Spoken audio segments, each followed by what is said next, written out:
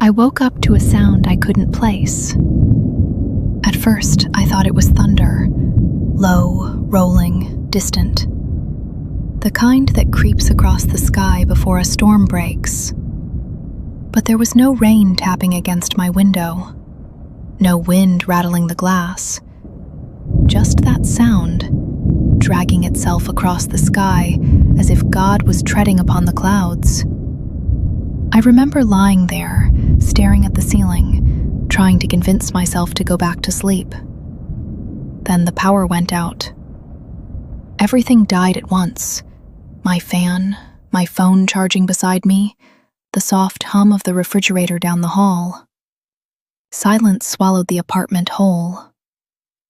And then the screaming started. I ran to the window. People were already outside, clustering in the street in their pajamas, pointing upward. Some of them were shouting, others just staring. I followed their gaze. At first, I didn't understand what I was looking at. The sky looked wrong, like it was folding in on itself. A bright light, twisting in shape, stretched down from the clouds into the ground. It looked like some kind of weird electrical phenomenon.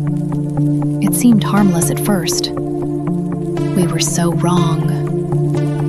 The atmosphere went quiet again. Then suddenly the ground trembled as something massive rose from beneath the earth 2 blocks away.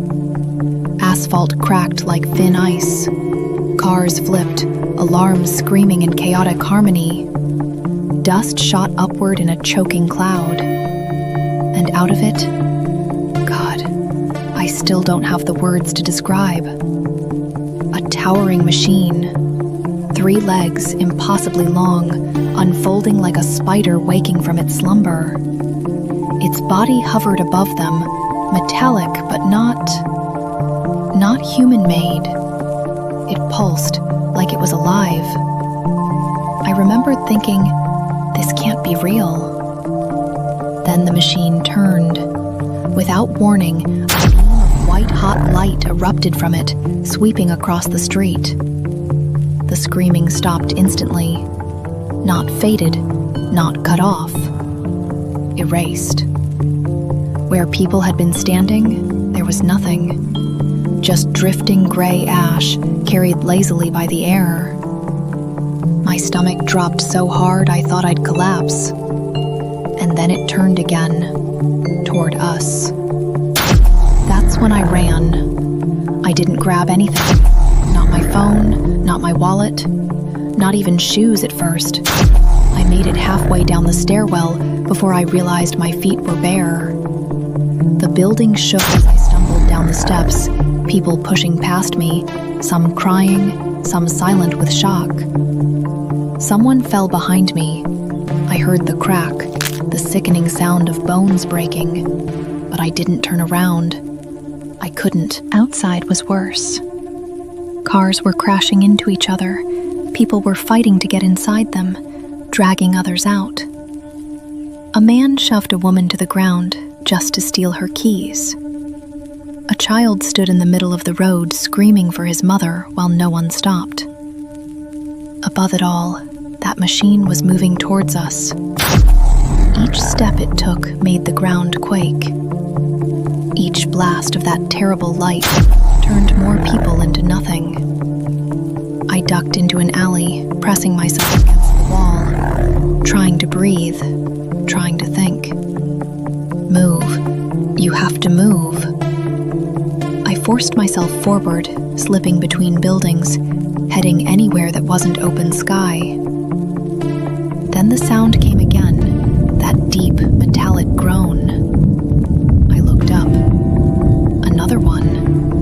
It rose from the ground at the far end of the alley, tearing through a parking lot like it was paper. Smaller than the first, maybe. Or maybe just farther away. It didn't matter. It saw me. A red glow flickered beneath its body, like an eye opening. I ran harder than I ever had in my life. I don't remember how long I sprinted. I just remember the heat behind me, close enough that my back felt like it was burning, and the moment I dove through the broken door of a convenience store, just as the alley behind me burst into ash and flames. I hit the floor, gasping, shaking, my ears ringing. And for a moment, I thought I was safe. I was wrong. There were already people inside the store, 5 of them. They turned when I stumbled in, faces pale, eyes wide. Relief flickered across one man's face, like he was glad to see someone else alive. Then he locked the door behind me. "Quiet," he hissed. I nodded, trying to steady my breathing. We stayed like that for a while, huddled in silence, listening to the distant destruction outside. The shelves around us were half empty already. Someone had been looting. A woman in the corner clutched a bottle of water like it was the last thing on earth. Another man paced, muttering to himself, like he was slowly losing his mind, trying to grasp the severity of our situation. I'm sure we all were. And then someone laughed. It was the man by the door. "They're picking us off," he said, his voice trembling. "Exterminating us like insects." "Stop," the woman whispered. "You're not helping." "We need to move," I said quietly. "We can't stay here." "No," he snapped, turning on me with a crazed look in his eyes. "We stay put. We wait this out." "You saw what they did," I said. "They'll come through here eventually." "I said no!" His voice cracked, and suddenly he wasn't just scared, he was angry and dangerously unstable. The tension swelled so thick, I felt like I was choking on it. Another man stepped forward, attempting to reason with insanity. "She's right. We should..." The crazed man swung at him. It happened so fast. A punch, a struggle, shelves crashing over. The woman screamed. Another man joined in, trying to pull them apart. And then, a gunshot. Everything froze. The man with the gun looked just as shocked as the rest of us. The madman collapsed, dead. The silence that followed was worse than the noise outside. I felt something inside me shift. This wasn't just about surviving the aliens anymore. It was about surviving people, too. I backed away slowly, inching toward the shattered window at the side of the store. No one stopped me. They were too busy staring at what they'd just done. I escaped out the back and into the street, then started running again. I didn't know where I was going, but I knew I couldn't stay there. By afternoon, the city didn't feel like a city anymore. It felt hollow. Buildings burned unchecked. Smoke turned the sky into a suffocating gray ceiling. The machines, there were more of them now, moved in the distance, their silhouettes cutting through the haze like walking nightmares. I kept to side streets, moving carefully, quietly. That's when I heard it. A sound I hadn't noticed before. Not the machines, not the destruction. Something searching. A low, mechanical clicking sound. I froze in fear of what it might be. It came again, closer this time. Then I saw it. A smaller machine, no bigger than a car, crawling along the street on multiple thin legs. It moved slowly, adjusting, scanning. A long appendage extended from its front, twitching like an antenna. It turned toward me. I ducked behind an overturned car, pressing myself flat against the pavement, barely daring to breathe. The clicking grew louder. It was coming closer. I could see its shadow now, stretching across the ground toward me. That appendage lowered, sweeping back and forth, searching for me. My heart pounded so loudly I was sure it could hear it. The appendage slid over the car, inches from my head. I bit down on my sleeve to stop myself from making a sound. It paused. Time stretched into something unbearable. Then, a distant explosion echoed from somewhere down the street. The machine jerked, its attention snapping away. The appendage lifted, and after a moment, it scuttled off toward the noise. I didn't move. Not for a long time.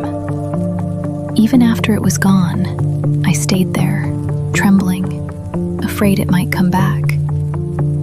By nightfall, I found shelter, if you can call it that. An abandoned basement beneath a collapsed building. It smelled like mold and dust, but it was hidden, dark, safe, for now. I curled up in the corner, pulling my knees to my chest. My hands wouldn't stop shaking. I kept seeing it, the beam of light, the ash drifting through the air, the look on that man's face after he pulled the trigger, the sound of those machines moving, always moving. I don't know how long I sat there before I realized something else. The silence. The city was too quiet. No sirens, no helicopters, no voices calling out for help. Just the distant, rhythmic thud of those things walking. And then, a new sound. Not outside, above me. A slow, scraping movement, like metal dragging across concrete. Dust drifted from the ceiling as something heavy shifted overhead. Something big. I looked up into the darkness, my heart climbing into my throat. The scraping stopped. For a moment, there was nothing. Then, a faint red glow seeped through the cracks in the ceiling. Scanning, searching. I pressed my hand over my mouth, every muscle locked in place. "Please don't see me," I whispered in my head. "Please." The light lingered, and then, slowly, it moved on. The glow faded. The scraping sound receded. But I didn't relax. I couldn't. Because now I knew something I hadn't before. They weren't just destroying the city. They were looking for us. And they weren't done. Not until every last one of us is gone. I don't know why they're here. I don't know who they are. I just hope I live to see tomorrow.